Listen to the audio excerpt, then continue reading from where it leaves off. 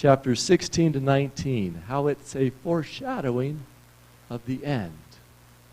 A time when the nation is not following God. You remember who was king? Ahab. Ahab, who was standout example of someone who would stick their finger in God's eye.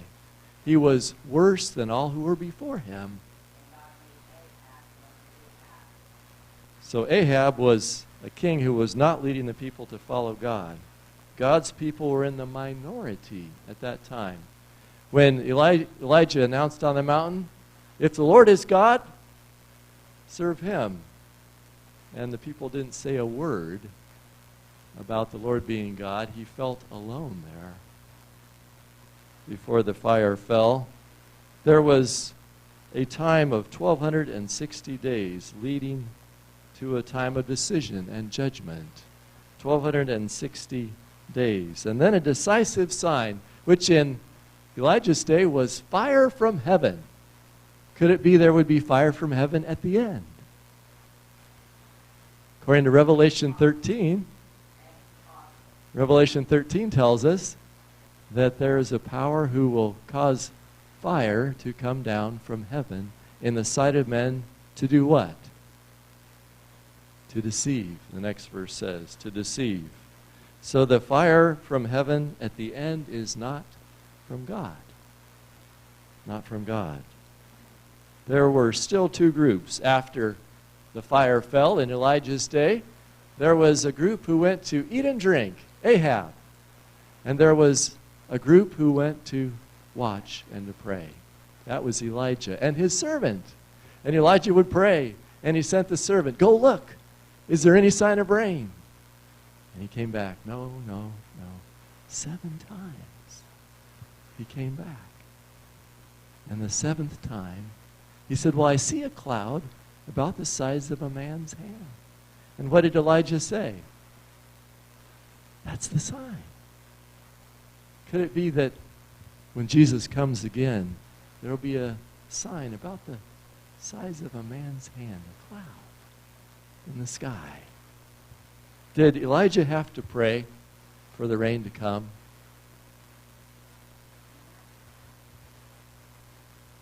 God had told Elijah, you go meet Ahab, and I will send rain.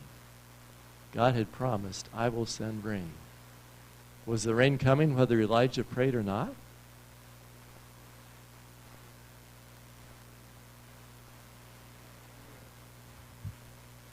I would suggest that Elijah's praying did not cause the rain to come. He was praying in accordance with God's will, that God would send rain.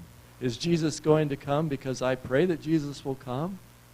Jesus will come despite what someone prays for or against, but if I'm praying in harmony with that, it prepares my heart.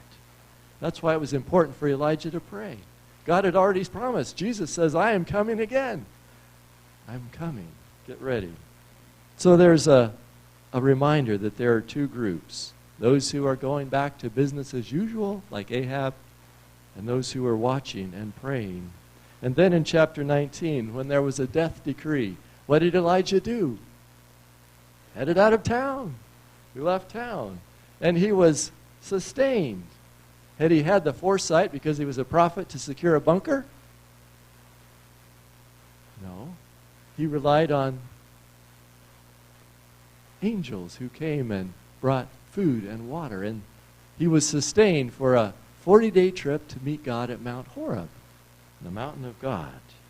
You remember before that, when he announced the rain wasn't coming, how was Elijah sustained? God sent him out to the brook. He drank from the water. The birds came and brought him food.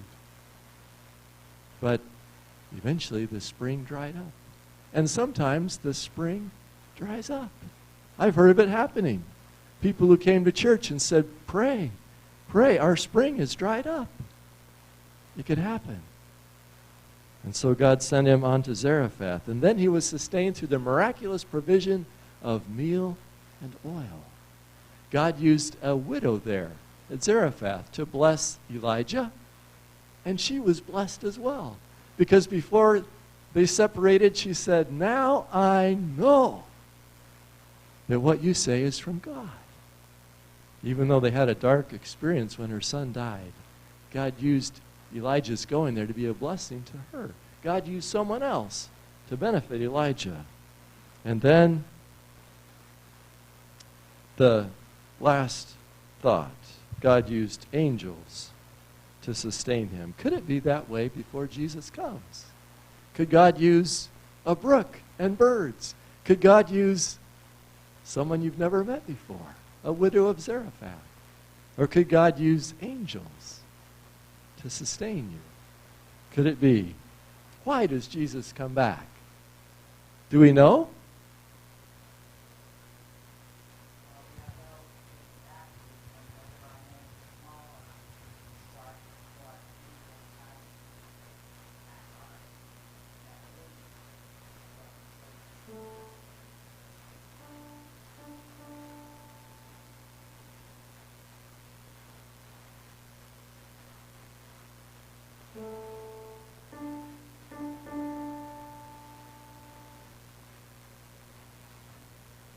That may not be loud enough for you to hear, but hopefully that got your mind thinking about something.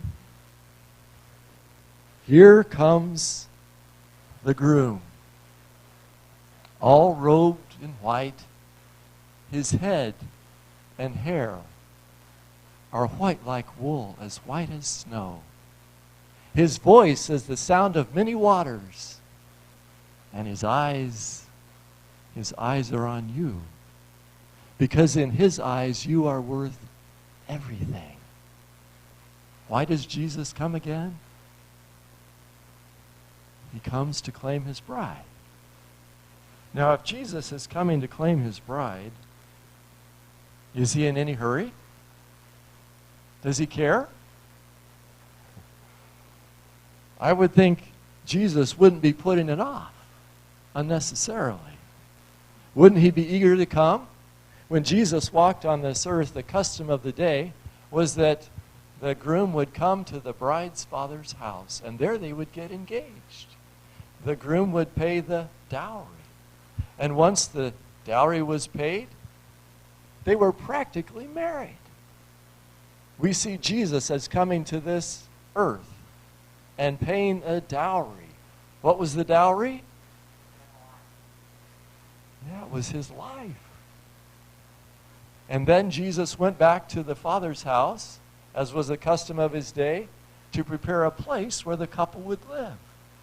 And as soon as the place was ready, and the bride was ready, the groom came back, and there was a wedding. So when Jesus said, "Don't be afraid, I'm going to my Father's house, there's plenty of room, I will come back and receive you to myself," why hasn't Jesus come already? Did he run into some supply challenges getting heaven built? No.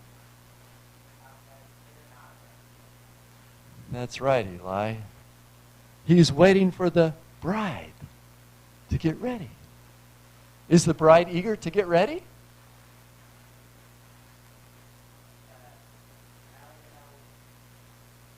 Are we eager for Jesus to come? Marriage, ideally, is based on a loving relationship. And if we're not married yet, we can still be getting acquainted, in a sense, as we're engaged, day by day. That's why it's important, as was mentioned during our children's story, to spend time in the Bible and prayer, getting ready to be married. Because we don't get married when Jesus comes if we haven't gotten engaged already. We're getting engaged today, and tomorrow, and the next day. So when Jesus comes, we're ready. Ideally, a marriage is based on love and not fear.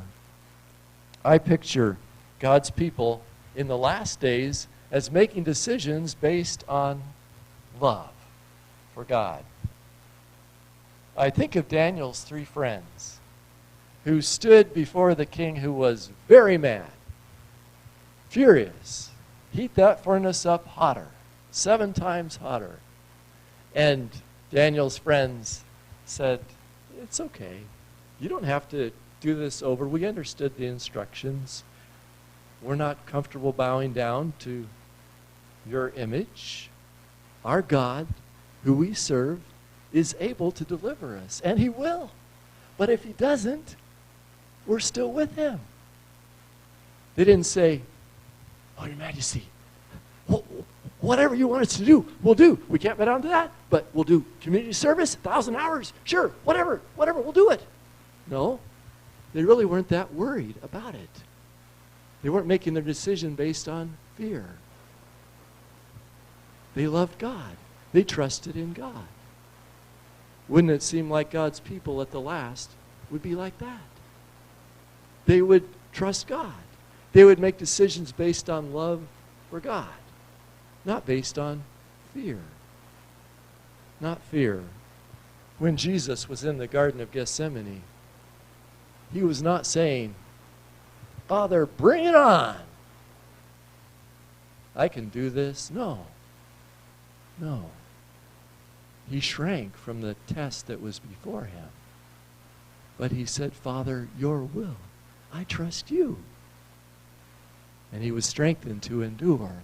It would seem God's people, as they face the test at the end, are not necessarily quaking in fear. They're trusting in God. Even though they're going through a time of Jacob's trouble, a time of serious soul searching, they trust in the Lord. They believe that Jesus is coming for them, for you and for me. Did you hear? Jesus is coming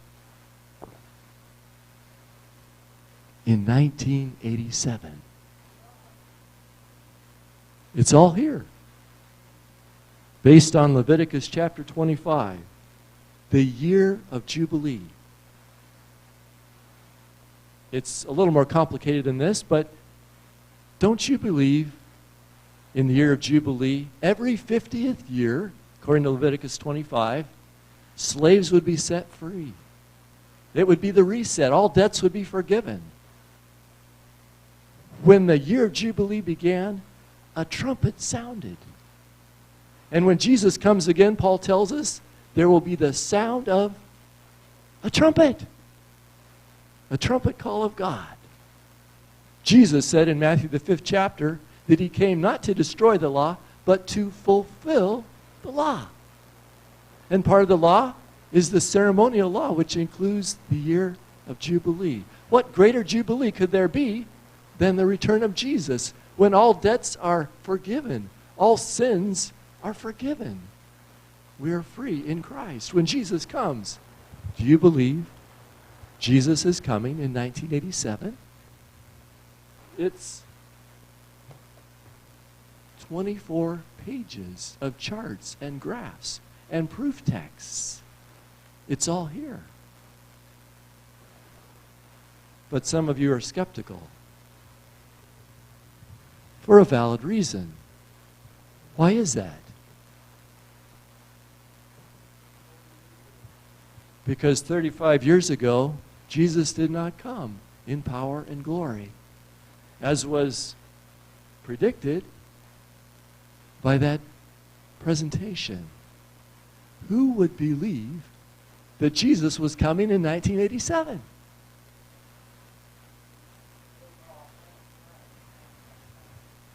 I think Eli's right. People who were living in 1984 and 85 and 86, looking towards 1987, said, that sounds good. I'm ready for Jesus to come. I want to believe this. In fact, there was someone in this congregation who worshiped in this building who believed Jesus was coming in 1987. In fact, he tended to sit in the balcony, which was the AV booth in those days. And I know that he was a part of this congregation because I sat next to him on occasion. So I know there were people who believed this. back in the 1980s. My grandfather was among those who believed Jesus was coming in 1987. How could he believe that? Well, for one thing, he wanted Jesus to come soon. He had a younger sister who developed debilitating rheumatoid arthritis. It was so bad that she needed care. And my grandpa and grandma moved to California for a couple of years to care for her until she died. And then there was a trip to Kansas to the family cemetery where she was buried. And Grandpa was more invested in the coming of Jesus than before, because he believed that when Jesus comes, there's going to be a great resurrection. And those who have died believing in Jesus will be raised up. He was looking forward to seeing Ortha again. And hardly had Grandpa gotten back home when he got a phone call that his parents had been killed in a car accident. Back to Kansas. Another funeral. 2 more relatives buried in that plot in Kansas. And Grandpa had more reason to look forward to the coming of Jesus, when there would be a great resurrection and Jesus would say, "Come forth." And he was looking forward to seeing his family members again. Grandpa was interested in that. And when anybody came to town and preached about Jesus coming again, he was interested. He was there. And an evangelist came to town and said, "Get ready. Jesus is coming in 1987. Grandpa was excited. He wanted to believe that. And he studied, and he studied, and he studied, and he really believed that. In fact, he believed it so much that he wrote a letter to his family members. He had quit his job. Isn't that great? He was getting ready for Jesus to come. The downside of quitting your job is income. So Grandma made sure they had enough income from her house cleaning jobs after that. But he wrote a letter to his family. And in that letter, he said, "I think this will be the 3rd and last epistle from Grandpa. Share it with all that are yours, for they too have been the subjects of my prayers for some time." He says, "If I have been in error regarding the Jubilee cycle, I have asked forgiveness from Him only, who can forgive that kind of mistake. But evidence comes to me from different parts of the earth that I am not mistaken. Evidence that in some cases comes to me under most unusual circumstances. I'm confident also that God is and was not mistaken when He gave the Jubilee to Israel of old." He goes on in his letter, and then he makes this statement at the end: "Hurry, probation is closing. See you at the eastern gate, Grandpa." Grandpa cared for his family to be ready for Jesus to come. And I'm thankful that I had a grandpa who was looking forward to the coming of Jesus. I'm grateful. He put that desire in our hearts as well as his own. He wanted to be ready, and he wanted us to be ready. Interestingly, this letter that he sent, July of 1987, arrived in the mail at our house in Colorado on the day that a phone call came that Grandpa had passed away. Rather suddenly. When the great resurrection day comes, if Grandpa is safe to have in heaven, when will he think Jesus came?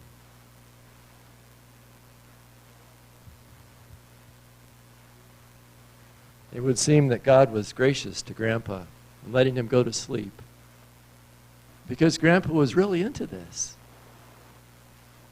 You think of the people back in the 1840s who left their potatoes in the field because they believed Jesus would come in October of the year. And then when they had to go back to town and face the music, that was tough. It was hard. God was gracious to Grandpa. But one of the reasons that I am always a bit cautious when someone announces that Jesus is coming right now is because of that experience in my own life. Because Jesus is coming at a time when not everyone is expecting it. Jesus is coming soon. Soon. Some believe very soon, sooner than we can imagine. In light of that, Jesus coming very soon. How should we live? What principles should guide our lives? I would like to suggest 3 principles this morning. Not that these are exhaustive, but 3 that I think are important. One principle is that God's people are not looking for signs to know what to believe. God's people are not looking for signs to know what to believe. How many of you on the way to church this morning were straining to read the street signs to know where to come? None of us were straining trying to read those signs. Why is that? We had some concept of where we were coming because we've been coming here, right? Day by day, as we're spending time with Jesus, we don't tend to rely on signs to know that he's coming, because in the end, who's giving the most signs? It would seem that in the end, signs are used quite often to deceive. The devil uses signs in the end. So one principle to keep in mind at the end is God's people are not looking primarily for signs to know what to believe. Hopefully, we already know what we believe. We already have studied God's Word and have a significant idea, day by day, in following Jesus, trusting in him. Not primarily looking to see what some religious leader is saying or doing. We're looking to Jesus, day by day. Principle number 2. God's people, at the end, are making decisions based on love for God, not based on fear. Fear, we sometimes say, is the devil's game. Because some people will do anything to save their life. But Jesus said, that's not the way to think. Sometimes when you think you're saving your life, you're actually losing it. But if you lose it for my sake, you're really gaining it. God's people at the end make decisions out of love for God, not out of fear, not fear for their life. And if God's people in the last day are making decisions based on love for God and not out of fear, wouldn't it seem like that would be our case today? Right? Making decisions based on love and not out of fear. At the end, there's 2 groups. There's the lovers and the haters. The love of many will grow cold at the end. People talk about road rage. It's a growing problem. Is it a growing problem? Well, if it is, it makes sense. Because at the end, the love of many will grow cold. And the haters will get more hateful by the day. And the lovers will get more loving by the day as they grow closer to Jesus. A third principle, God's people at the end are watching and praying. Watching and praying. We are looking for Jesus. There was a time when we lived in Tucson and my grandparents lived in Whitman. And we didn't have cell phones, but we had a pretty good idea if we knew about when they were going to leave Whitman, when they'd get to our house in Tucson. And we would be out on the porch waiting to greet them, because we looked forward to Grandpa and Grandma coming to our house. Grandma brought Little Debbie's. Wouldn't you be out there to greet her? Grandpa would give us foot rubs. We'd do things. It was great. We weren't busy messing around in the house. No. If we knew they were coming, we were out there watching for them to come. I think Jesus gets excited when there are people who are watching for him to come. Not just ho-hum, well, someday. No. People who are eager. Could it be today? Well, probably not today, because maybe this hasn't happened, but what if it was today? I'm excited because Jesus is coming. And as William Miller said, today and today and today until he comes. Excited, watching and praying. Luke, the 21st chapter and the 36th verse says, watch and pray always, always, that you may be accounted worthy to stand before the Son of Man. And those who get to heaven don't say, wow, I guess I was worthy. No. No, they say, great and marvelous are your deeds, Lord God Almighty. Just and true are your ways, O King of saints.